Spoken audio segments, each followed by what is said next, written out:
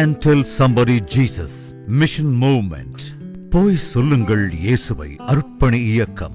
யார் நமது காரியமாய் போவான்? அறுப்பு மிகுதி.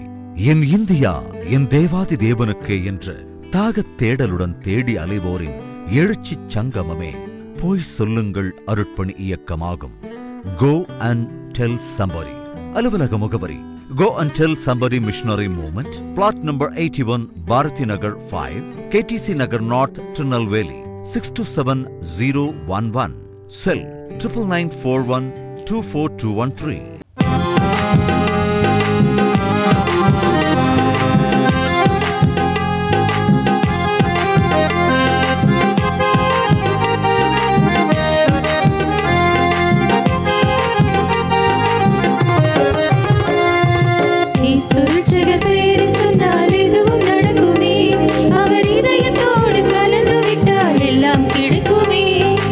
எல்லாம் கிடைக்குமே.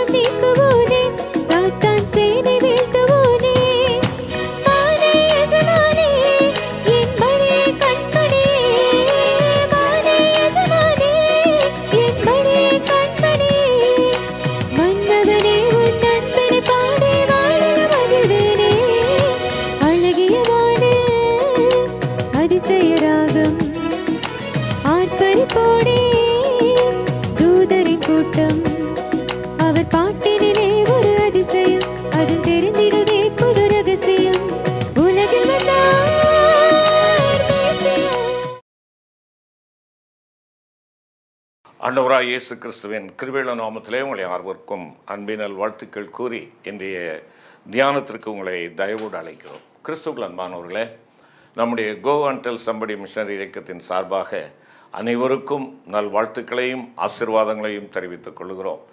கர்த்தருடைய கிருபையினாலே நம்முடைய ஊழியமானது ஆசீர்வாதமாக நடைபெற்று வருகிறது. நெருக்கங்கள், பாடுகள், உபத்திரவங்கள், கஷ்டங்களின் மத்தியிலேயும் தேவன் வல்லமையாய் தம்முடைய தாசர்களை எடுத்து பயன்படுத்தி வருகிறார். அவருக்கே துதி கன மகிமை உண்டாகட்டும். நம்முடைய ஊழியங்களுக்காக ஜெபிக்கிற உங்கள் அனைவரையும் ஆண்டவருடைய நாமத்திலே வாழ்த்துகிறோம், ஆசீர்வதிக்கிறோம். தொடர்ந்து நம்முடைய ஊழியங்களுக்காக நீங்கள் ஜெபிக்கவும் உங்களுடைய பங்களிப்பை கொடுக்கவும் தயவாய் கேட்டுக்கொள்கிறோம். ஆண்டவர் உங்களை அபரிதமாய் ஆசீர்வதிப்பாராக. ஒரு நிமிடம் தலை தாழ்த்தி ஜெபம் செய்வோம்.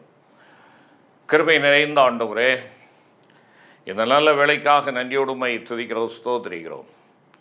எங்கள் அன்பின் கர்த்தாவே, உம்முடைய வார்த்தைகளை தியானிக்க, அதை எங்களுக்கு சொந்தமாக்கி கொள்ள, உம்முடைய அடிச்சுவட்டிலே பயணிக்க எங்கள் ஆண்டவர் எங்களுக்கு கிருபை செல்ல வேண்டுமாய் மீட்பர் இயேசு கிறிஸ்துவின் மூலம் வேண்டிக் கொள்கிறோம் நல்ல பிதாவே, ஆமேன். பரிசுத்த யோவான் எழுதின சுவிசேஷம் 12ஆம் அதிகாரம் 13ஆம் வசனம். குருத்தோலைகளை பிடித்து கொண்டு அவருக்கு எதிர்கொண்டு போகும்படி புறப்பட்டு, ஓசன்னா, கர்த்தருடைய நாமத்தினாலே வருகிற இஸ்ரவேலின் ராஜா ஸ்தோத்தரிக்கப்பட்டவர் என்று ஆர்ப்பரித்தார்கள். அருமையான சகோதர சகோதரிகளே, வருகின்ற ஞாயிற்றுக்கிழமை திருச்சபையானது குருத்தோலை ஞாயிறை ஆசரிக்கிறது. இந்த குருத்தோலை ஞாயிற்காக ஆயத்தப்பட்டு கொண்டிருக்கிறோம். பரிசுத்த வாரம் அதிலிருந்து தொடங்குகிறது. குருத்தோலை ஞாயிறு, அதை தொடர்ந்து பரிசுத்த திங்கள், செவ்வாய், புதன், அப்புறம் கட்டளை வியாழன், பெரிய வெள்ளிக்கிழமை, புனித சனி, அடுத்து தொடர்ந்து ஆண்டவர் உயிர் தழுந்த நாள். இவ்விதமாக அந்த வாரம் ஒரு மகிமையான காலங்களாக திருச்சபையானது நமக்கு கொடுத்திருக்கிறது. இந்த வேளையிலே நாம் எத்தனையோ குருத்தோலை ஞாயிறுகளை ஆசரித்த பிள்ளைகளாக இந்த செய்தியை கேட்டுக்கொண்டிருக்கலாம், அல்லது முதன்முறையாக நீங்கள் இந்த செய்தியை கேட்கிறவர்களாக இருக்கலாம். நம்முடைய வயதிற்கேற்ற பிரகாரமாக ஒவ்வொரு ஆண்டும் நீங்கள் 30 வயசுக்காரர்களாக, அல்லது 60 வயது, அல்லது 75 வயது, 15 வயது, எதுவாக இருந்தாலும் அத்தனை ஆண்டுகளும் நீங்கள் ஆலயத்திற்கு செல்கிற பழக்கமுடையவர்களாக இருப்பீர்கள் என்றால் அத்தனை குருத்தோலை ஞாயிறுகளை நாம் ஆராதித்திருக்கிறோம், ஆசரித்திருக்கிறோம்.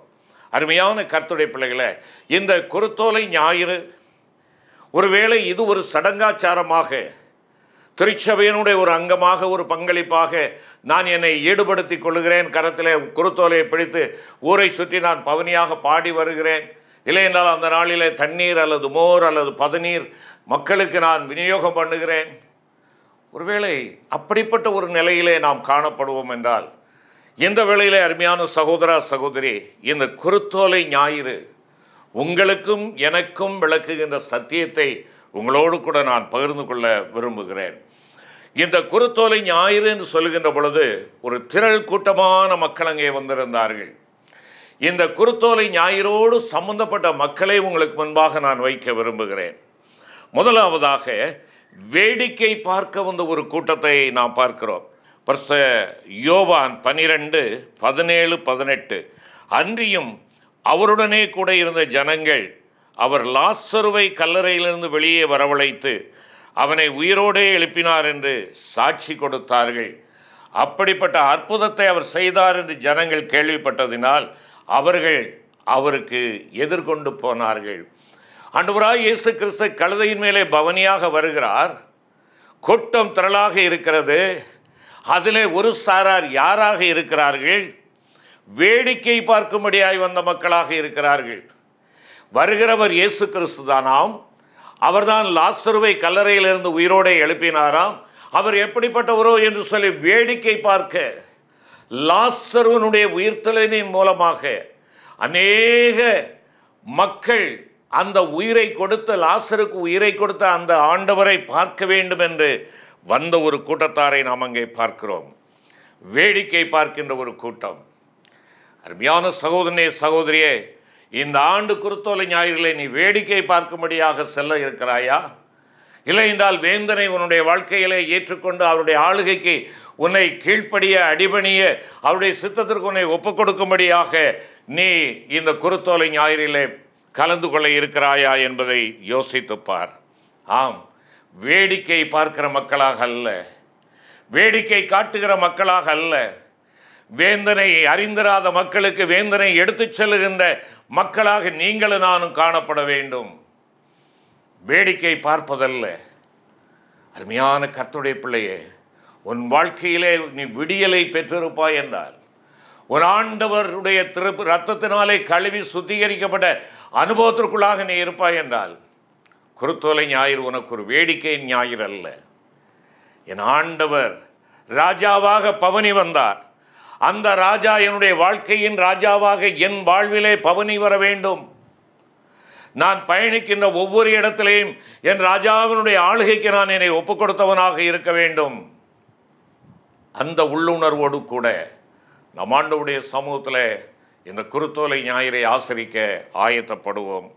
இரண்டாவதாக ஒரு கூட்டத்தை பார்க்கிறோம். பரிசுத்த லூக்கா எழுதின சுவிசேஷம் 19ஆம் அதிகாரம் 37ஆம் வசனம். பரிசுத்த லூக்கா 19:37. அவர் ஒலிவமலையின் அடிவாரத்துக்கு சமீபமாய் வருகையில் திரளான கூட்டமாகிய சீஷரெல்லாரும் தாங்கள் கண்ட சகல அற்புதங்களையும் குறித்து சந்தோஷப்பட்டு, கர்த்தருடைய நாமத்தினாலே வருகிற ராஜா ஸ்தோத்திரிக்கப்பட்டவர் என்று தேவனை புகழ்ந்தார்கள். ஒரு கூட்டம் வேடிக்கை பார்க்க வந்திருக்கிறது. மற்றொரு கூட்டம் அற்புதமூர்த்தி என் வாழ்க்கையிலே ஏதாவது அற்புதம் செய்வாரா என்று சொல்லி அற்புதத்தை எதிர்பார்த்து வந்திருக்கின்ற ஒரு கூட்டம், அற்புதத்தை எதிர்நோக்கி வந்திருக்கிற ஒரு கூட்டம். என் ஆண்டவருடைய சமூகத்திலே வருகின்ற பொழுது, என் அருமையான சகோதரனே சகோதரியே, ஒரு ஆண்டவரோடு உறவு கொள்ள வேண்டும், அவரோடு நீ ஐக்கியம் கொள்ள வேண்டும், அவரே நிலைத்திருக்க வேண்டும், அவருடைய வார்த்தையை கேட்க வேண்டும், உனக்கு சொந்தமாக்கி கொள்ள வேண்டும் என்கின்றதான அந்த உணர்விலே நாம் வருகின்றோமா? இல்லை என்றால், எனக்கு தலைவலி நிற்க வேண்டும், என்னுடைய காய்ச்சல் போக வேண்டும், என்னுடைய வீட்டினுடைய தேவைகள் சந்திக்கப்பட வேண்டும், பொருளாதார காரியத்திற்காக தற்காலிக ஒரு தேவைகள் சந்திக்கப்படுவதற்காக அவரை நீ தேடி வருகிறவனாக இருக்கிறாயா? உன் ஆண்டவர் உன்னை தேடி வந்தார். அவருக்கு உன்னையும் என்னையும் தமக்கு சொந்தமாக்கி கொள்ள வேண்டும் என்பதற்காக. ஆனால் நீ தேவனை தேடி வருவது அவரை உனக்கு சொந்தமாக வைத்திருக்கிறதினால் வருகிறாயா? இல்லை என்றால் உன்னுடைய தேவை நிமித்தமாய் வருகிறாயா? ஒவ்வொரு தேவைக்கு மாத்திரம் நீ ஆண்டவரை பற்றி கொள்வாய் என்றால், ஒவ்வொரு தேவைகளுக்காக மாத்திரம் நீ ஆண்டவரத்திலே வருவாய் என்றால், நீ ஒரு பரிதபிக்கப்பட்டவன். அருமையான கர்த்தருடைய பிள்ளைகளே, என் வாழ்க்கையில் ஒரு அற்புதம் நடக்காதா? என்னை பெயர் சொல்லி அழைக்க மாட்டாரா? என்னுடைய வியாதியின் பெயரை சொல்ல மாட்டாரா? எனக்கு அது கிடைக்காதா எது கிடைக்காதா என்று வருவாய் என்றால், உன்னுடைய பலன் அதோடு தீர்ந்து விட்டது. என் ஆண்டவரை நான் பார்க்க வேண்டும். ராஜாதி ராஜாவாக வலம் வருகிற என் ஆண்டவரை என் வாழ்க்கையிலே வலம் வருவதற்கு நான் என் இருதயத்தை திறந்து கொடுக்க வேண்டும். ராஜாவே வாரும் என்று சொல்லி நான் அவரை அழைக்க வேண்டும் என்ற அந்த எண்ணத்தோடு கூட பண்டிகையை நாம் ஆசரிக்கிறோமா? குருத்தோலை பண்டிகை. இந்த குருத்தோலை ஞாயிறு உனக்கு முன்பாக இருக்கிறது. நீ வேடிக்கை பார்க்க செல்கிறவனாக அல்லது ஒரு அற்புதத்தை எதிர்நோக்குகிறவனாக நீ செல்லுகிறாயா? மூன்றாவது ஒரு கூட்டத்தை நாம் இங்கே பார்க்கின்றோம். வேந்தனை வரவேற்கின்ற ஒரு கூட்டம். 118ஆம் சங்கீதம் 25-26ஆம் வசனம்.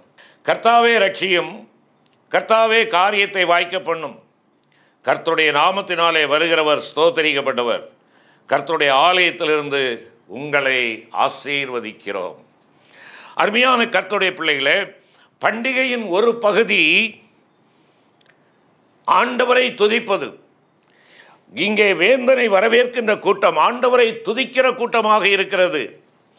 ஆண்டவரை பாடி புகழ்கிறார்கள். இந்த துதியின் ஆராதனை இஸ்ரவேல் ஜனங்கள் ஹனுக்கா பண்டிகை கொண்டாடுவதனுடைய ஒரு பகுதி அதில் உள்ளடங்கி இருக்கிறதை நான் பார்க்க முடியும். ஆம், சைமன் மக்காபியஸின் மூலமாக ஆண்டவருடைய ஆலயத்திற்கு நேர்ந்த அபகீர்த்தியானது என்ன செய்யப்படுகிறது? தொடை தெரியப்படுகிறது. தேவனுடைய ஆலயத்தில், எருசலேம் ஆலயத்தில் பன்றியை பலியிடும்படியாக அங்கே தேவனுடைய எதிரிகள் அங்கே என்ன செய்கிறார்கள்? காரியங்களை நடப்பிக்கிறார்கள். அது நிமித்தமாய் ஆலயம் தீட்டுப்படுகிறது. மக்காபியஸும் அவனுடைய பிள்ளைகளுமாக என்ன செய்கிறார்கள்? அதை எதிர்த்து நிற்கிறார்கள். காட்டிலே மறைந்து கொரில்லா யுத்தம் செய்து அந்த எதிரிகளை மேற்கொண்டு ஆலயத்தை சுத்தம் செய்கிறார்கள். ஆலயத்திற்கு சுத்தம் செய்த ஆலயத்தை நோக்கி வருகின்ற பொழுது அந்த நாள் ஹனுக்கா பண்டிகை நாளாக ஆசரிக்கப்படுகிறது. ஆம், அதில் ஒரு அங்கம் ராஜாதி ராஜா வருகிறார். ராஜாதி ராஜா வருகிறார். அவர் ஸ்தோத்தரிக்கப்படுவர். அவருடைய ஆலயத்திலிருந்து உங்களை வாழ்த்துகிறோம் என்று சொல்லி வாழ்த்துவார்கள். கேட்டுக்கொண்டிருக்கிற அருமையான கர்த்தருடைய பிள்ளைகளே, உங்களுடைய வாழ்க்கையிலே நீங்கள் சுத்தம் பண்ணப்பட்டவர்களாக, தேவனுடைய ஆலயமாக இருக்கிற, தேவனுடைய எருசலேமாக இருக்கிற உன்னுடைய வாழ்க்கை தேவனுடைய விலையேறப்பட்ட இரத்தத்தினாலே சுத்தம் பண்ணப்பட்டதாக இருக்கும் என்றால், உன் வாழ்க்கையிலே நீ அவரை வரவேற்பது அது அர்த்தம் நிறைந்ததாக இருக்கும். இல்லை என்றால் இங்கே ஆர்ப்பரித்தார்கள், வேந்தனை வரவேற்றார்கள், அவருடைய வாய் ஆண்டவரை பாடியது, உமக்கு ஸ்தோத்திரம் என்று சொன்னார்கள், கர்த்தாவே ரட்சியும் என்று சொல்லி ஜெபித்தார்கள், இப்பொழுதே ரட்சியும் என்று சொன்னார்கள். ஆனால் 4 நாட்கள் கூட ஆகவில்லை, இவனை அகற்றும், இவன் ராஜா அல்ல, இவன் ராஜா அல்ல, இவனை அகற்றும், பரபாசை எங்களுக்கு விடுவியும் என்று சொன்னார்கள்.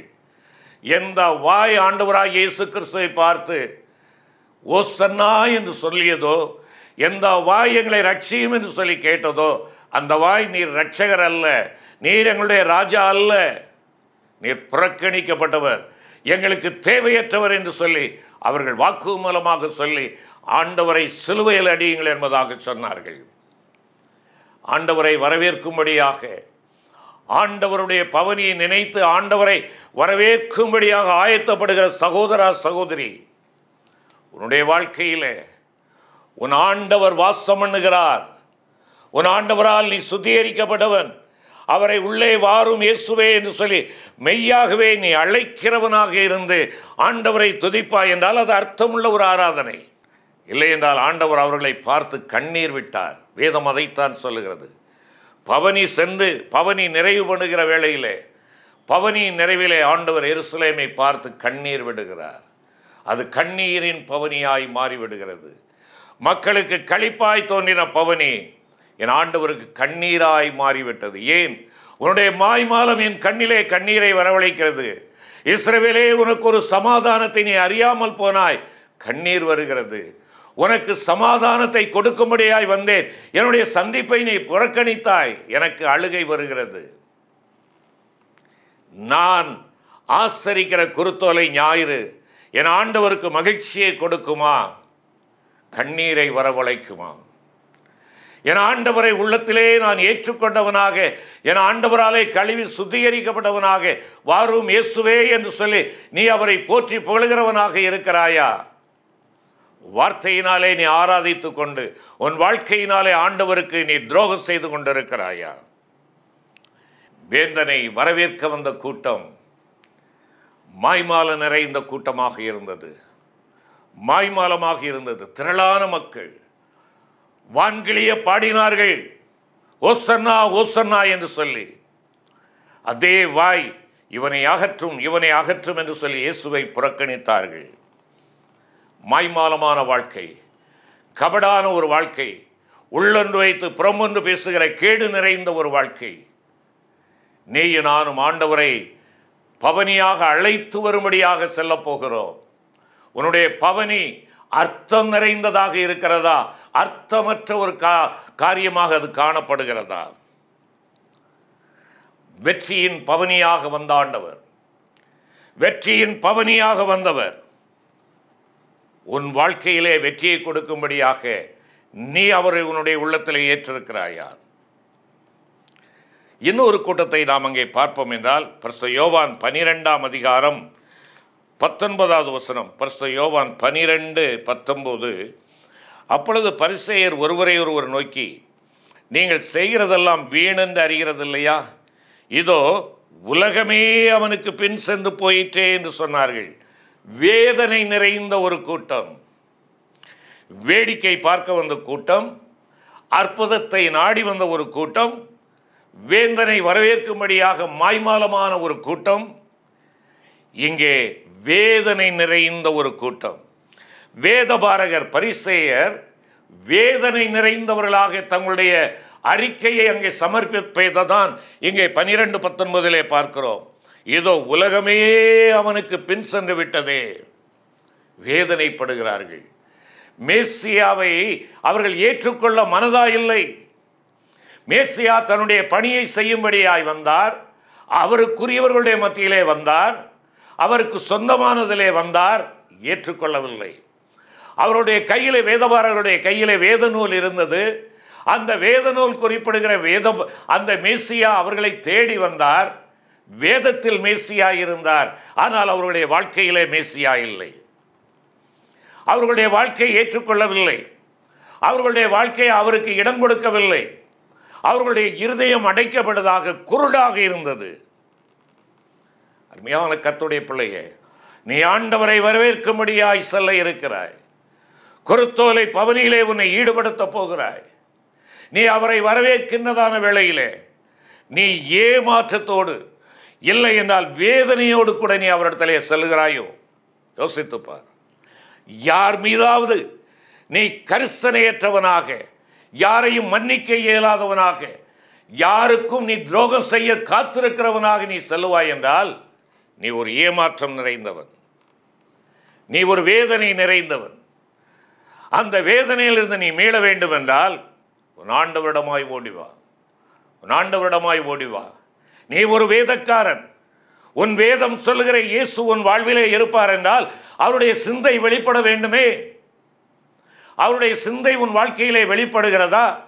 அவர் விரும்புகிற பரிசுத்தம், அவருடைய தாழ்மை, அவருடைய மன்னிக்கும் சிந்தை, அவருடைய பொறுமை, இவைகளெல்லாம் எங்கே போய்விட்டது? இவைகள் இல்லாதவனுடைய வாழ்க்கை வேதனை நிறைந்த ஒரு வாழ்க்கை, வேதபாரகன் பரிசேயனை போன்ற ஒரு வாழ்க்கை. ஆம், வேதனை நிறைந்த கூட்டம் அங்கே காணப்படுகிறது. வேதனை நிறைந்த கூட்டம். நீ இந்த கூட்டத்தில் இருக்கிறாயோ? வேண்டாம் ஆண்டவரே, வேதனையின் கூட்டத்திலே நான் இருக்க வேண்டாம். வெற்றியின் ஆண்டவரை என் வாழ்க்கையிலே கொண்டு நான் வெற்றி நடைபோட எனக்கு உதவி செய்யும் என்று சொல்லி அந்த வெற்றி பவனியாக செல்வதற்கு நீ ஓடிவா. மற்றொரு கூட்டத்தை பார்க்கிறோம். வேந்தனை தேடுகின்ற ஒரு கூட்டம். வேந்தனை தேடுகின்ற ஒரு கூட்டம். பரிசுத்த யோவான் 12ஆம் அதிகாரம் 21 முதல் உள்ள வசனங்களை பார்ப்போம் என்றால், இங்கே கலிலேயா நாட்டு பெத்சாய்தா ஊரானாகிய பிலிப்பினிடத்திலே சில கிரேக்கர்கள் வருகிறார்கள். நாங்கள் இயேசுவை காண வேண்டும் என்று சொல்லுகிறார்கள். நாங்கள் இயேசுவை காண விரும்புகிறோம். மக்கள் எல்லாரும் இயேசுவை பவனியாக அழைத்து கொண்டு செல்லுகிறார்கள். திரளான கூட்டம் செல்லுகிறது. அவரை அழைத்து கொண்டு ஓசன்னா பாடலின் சத்தம் காதுகளி அங்கே கேட்கப்படுகிறது. அவர்கள் போடுகின்ற ஓசன்னா வார்த்தையினுடைய சத்தமானது வானுயர எட்டுகிறது. ஆனால் இவை யாதொன்றும் இயேசுவை கிரேக்கர்களுக்கு காட்ட முடியவில்லை. மேசியாவை பாடுகிறார்கள், மேசியாவை போற்றுகிறார்கள், மேசியாவை வாழ்த்துகிறார்கள், மேசியாவை வரவேற்கிறார்கள். ஆனால் அந்த கூட்டத்திலே இருக்கிற கிரேக்கர்களுக்கு இவர்களுடைய செயல்பாடுகள் இயேசுவை காண்பிக்க முடியவில்லை. அருமையான கர்த்தருடைய பிள்ளையே, என்னுடைய பாடல்கள், என்னுடைய ஆராதனைகள், என்னுடைய ஆரவாரங்கள், என்னுடைய கொண்டாட்டங்கள், என்னுடைய குதூகலங்கள், என்னுடைய ஆராதனை வேலை என்று சொல்லி நான் காண்பிக்கின்ற அட்டகாசங்கள், இவை யாதொன்றும் என் ஆண்டவரை வெளிப்படுத்த முடியாது, என் ஆண்டவரை காண்பிக்க முடியாது. உன் ஆண்டவரை நீ காட்டு என்று சொல்லி உன்னையும் என்னையும் பார்த்து இந்த உலகம் கேட்டுக்கொண்டிருக்கிறது. உன் வேதத்தில் அல்ல, உன் வாயின் வார்த்தையில் அல்ல, உன் வாழ்க்கையிலே காட்டு, உன் வாழ்க்கையிலே காட்டு. வேந்தனை தேடி திரிகின்ற ஒரு கூட்டம். எத்தனை ஆரவாரங்கள், எத்தனை பண்டிகைகள், எத்தனை கொண்டாட்டங்கள். ஆனால் மக்களிடம் இன்னும் ஆண்டவராய் இயேசு போய் சேரவில்லையே. இயேசு கிறிஸ்துவினுடைய நாமம் அறியப்படாத மக்கள் என் அண்டை வீட்டில் இருக்கிறார்களே. காரணம் நான் தான். என் இயேசுவை நான் என் வாழ்விலே காட்டவில்லை. என் இயேசுவை குறித்ததான சாட்சியின் ஜீவியம் என்னுடைய வாழ்க்கையிலே இல்லை. விலை உயர்ந்த வேதாகமங்கள் இருக்கலாம், அந்த வேதத்தின் சொந்தக்காரராக இருக்கிற மேலான ராஜாதி ராஜாவுனுடைய வாழ்க்கையில் இல்லை என்றால் நீ எத்தனை 1000 கொடுத்து வேதம் வாங்கினாலும் அதில் பிரயோஜனம் இல்லை. பிரியமான சகோதர சகோதரி, வேந்தனை தேடும் கூட்டத்திற்கு இதோ ஆண்டவராய் இயேசு என்று சொல்லி காண்பிக்கிறவளாக நீ இருக்கிறாயா? உலகம் உன்னையும் என்னை பார்த்து கேட்கிறது, நாங்கள் இயேசுவை காண விரும்புகிறோம், இயேசுவை எங்களுக்கு காட்டுங்களேன். உங்களுடைய வாயினால் அல்ல, வார்த்தையினால் அல்ல, உங்களுடைய வாழ்க்கையினாலே காட்டுங்கள். அருமையான கர்த்தருடைய பிள்ளைகளே, மற்றொரு கூட்டத்தை பார்க்கிறோம். வேதத்தை அறியாத ஒரு கூட்டம். வேதத்தை அறியாத ஒரு கூட்டம். பரிசுத்த யோவான் 12ஆம் அதிகாரம் 16ஆம் வசனம். பரிசுத்த யோவான் 12:16. இவைகளை அவருடைய சீசர்கள் துவக்கத்திலே அறியவில்லை. இயேசு மகிமையடைந்த பின்பு இப்படி அவரை குறித்து எழுதியிருக்கிறதையும் தாங்கள் இப்படி அவருக்கு செய்ததை நினைவு கூர்ந்தார்கள். வேதத்தை அறியாத சீடர்கள், வேதத்தை அவர்கள் அறியவில்லை. ஆண்டவர் சொன்ன தீர்க்க தரிசனங்கள் எல்லாம் நிறைவேறுகிறது அவருடைய வாழ்க்கையிலே என்பதை அறியாமலே அவரை பின்பற்றி சென்றவர்கள். பரிசுத்த லூக்கா 18ஆம் அதிகாரத்திலே ஆண்டவர் அதைத்தான் சொல்லுகிறார். தன்னுடைய பாடும் மரணங்களை குறித்து அவர் சொல்லுகின்றதான வேளையிலே அவைகள் ஒன்றையும் குறித்து அவர்களுடைய இருதயத்திலே அவர்கள் அறியவில்லை, அவர்களுடைய சிந்தையிலே அவர்கள் அறியவில்லை, அவர்களுடைய அறிவிலே அவர்கள் உணர்ந்து கொள்ள முடியவில்லை. வேதத்தை வாசிக்கிறேன், வேதத்தை படிக்கிறேன், ஜெபிக்கிறேன், ஆலயத்திற்கு செல்லுகிறேன், ஊழியத்திற்கு செல்லுகிறேன், ஆனாலும் வேதம் காண்பிக்கின்ற தேவனை நான் இன்னும் அறியவில்லை. வேதம் காண்பிக்கின்ற தேவாதி தேவனை நான் எனக்கு சொந்தமாக இன்னும் ஏற்றுக்கொள்ளவில்லை. வேதத்தை அறியாத கூட்டமாக இருந்து வேதத்தின் இரட்சகரை நீ ஓசன்னா பாடுவாய் என்றால் அது விதர்ப்பமான ஒன்று, வேடிக்கையான ஒன்று. நிறைவாக ஒரு கூட்டத்தை பார்க்கிறோம். வேந்தனை சுமந்த ஒரு மிருகம். வேந்தனை சுமந்த ஒரு மிருகம். ஆம், வேடிக்கையை பார்க்க வந்த மக்கள், அற்புதத்தை எதிர்பார்த்து வந்த மக்கள், வேந்தனை வரவேற்கும்படியாய் வந்த கூட்டம், மாய்மாலமான ஒரு கூட்டம், வேதனை நிறைந்த கூட்டமாகிய வேதபாரகர் பரிசேயர், வேந்தனை தேடி தாகத்தோடு அலைகின்ற கிரேக்க கூட்டம், வேதத்தை அறியாமல் வேதத்தின் ஆண்டவரை பின்பற்றி கொண்டிருக்கின்ற ஒரு கூட்டம். இப்பொழுது வேளையெல்லாம் தாண்டி வேந்தனை சுமந்த ஒரு கூட்டம். ஆம், கழுதை குட்டி ஆண்டவரை சுமக்கிறது. அவிழ்க்கப்பட்ட ஒரு கழுதை விடுவிக்கப்பட்ட ஒரு மனிதனை வெளிப்படுத்துகிறது. உன்னுடைய பாவ கட்டுகளிலிருந்து நீ விடுவிக்கப்பட்டிருப்பாய் என்றால் நீ ஆண்டவரை சுமந்தே ஆக வேண்டும். நீ ஆண்டவரை சுமக்கவில்லை என்றால் நீ ஒரு மாய்மாலமான வாழ்வு வாழ்ந்து கொண்டிருக்கிறாய். அவிழ்க்கப்பட்ட கழுதை ஆண்டவரை சுமக்கும் கழுதையாயிருக்கிறது. மகிமையை பெற்றுக்கொள்ளக்கூடிய கழுதையாயிருக்கிறது. அந்த கழுதை நடந்து செல்வதற்கு குலைகள் விரிக்கப்படுகின்றன, இலைகள் விரிக்கப்படுகின்றன, வஸ்திரங்கள், புதிய வஸ்திரங்கள் விரிக்கப்படுகின்றன. ஆண்டவர் உன்னில் இருப்பதினாலே உனக்கு மகிமை, மேன்மை, மகத்துவம். ஆண்டவர் இல்லாத ஒரு வாழ்க்கை, ஜீவனற்ற ஒரு வாழ்க்கை. மனம் போல வாழ்ந்து வந்த கழுதை இப்பொழுது மனம் ஒருமுகப்படுத்தினதாக வேந்தனை சுமந்து செல்கிறது. முரட்டாட்டமுள்ள ஒரு கழுதை இன்று சாதுவாக சென்று கொண்டிருக்கிறது. அடுத்தவன் விளைச்சலெல்லாம் சாப்பிடுகின்ற கழுதை இன்று தன்னை சுற்றிலும் பசும் தலைகளெல்லாம் குலைகளும் கிடந்து அமைதியாக ஆண்டவரை ஏற்றிச் செல்கிறது. குருத்தோலை ஞாயிறு, என் ஆண்டவரை நான் சுமந்து தெரிகிறேன். மனம் போல வாழ்ந்த என்னுடைய வாழ்க்கை மாற்றமுள்ள ஒரு வாழ்க்கையாக இருக்கிறது. மற்றவருடைய காரியங்களை இச்சிக்கிற வாழ்க்கை இன்று என் தேவனுக்கு முன்பாக அவைகளெல்லாம் குப்பையாக்கப்படுகிறது. எனக்கு கண்ணுக்கு பசுமையாய் தெரிந்த காரியங்கள் எல்லாம் இன்று கட்டுப்பாடோடு என் ஆண்டவரை சுமக்க வேண்டும் என்ற ஒரு கடமை உணர்ச்சி எனக்கு கொடுக்கிறது. முரட்டாட்டமாய் வாழ்ந்த என்னை என் ஆண்டவர் சாந்தமாக்கி அவரை சுமக்கும்படியான கழுதையாய் மாற்றி இருக்கிறார். ஆம், குருத்தோலை ஞாயிறு கற்பிக்கும் சத்தியங்கள் இவைகள்தான். நாம் அவிழ்க்கப்பட்ட கழுதையாய் ஆண்டவரை சுமப்போம். அறியாதவர்களாய், வேதத்தை அறியாத மந்த நிலையில் உள்ளவர்களாய் அல்ல, தேவனை தேடுகிற மக்களுக்கு வேதனை காட்டுகின்ற மக்களாய் காணப்படுவோம். வேதனை நிறைந்த கூட்டமாகிய வேதபாரகர் பரிசேயர் கூட்டத்தை போல மாய்மாலம் உள்ளவர்களாய் அல்ல, வேடிக்கை பார்க்கிறவர்களாய் அல்ல, மாய்மாலமான ஆராதனை செய்கிறவர்களாக துதிப்பதும் தூஷிப்பதும் ஒரே வாயிலிருந்து வருகிற ஒரு வாழ்க்கையாக அல்ல, வேதனை சுமந்து சென்று தேவனை தேடும் மக்களுக்கு வேதனை காண்பிக்க நம்மை அர்ப்பணிப்போம்.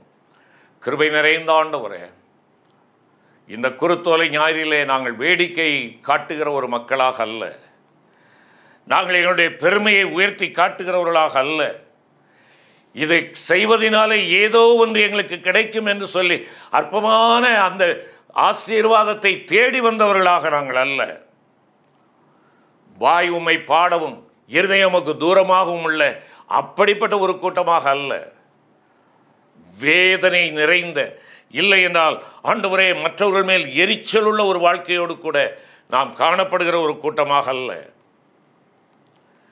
வேதத்தின் தேவனை அறியாத மக்களாக அல்ல, வேதத்தின் தேவனை அறிந்தவர்களாக, கட்டவேற்கப்பட்டவர்களாக, கர்த்தரை தேடி வருகின்ற மக்களுக்கு காண்பிக்கிறவர்களாய் காணப்பட எனக்கும் எங்களுக்கும் கிருபை தாரும்.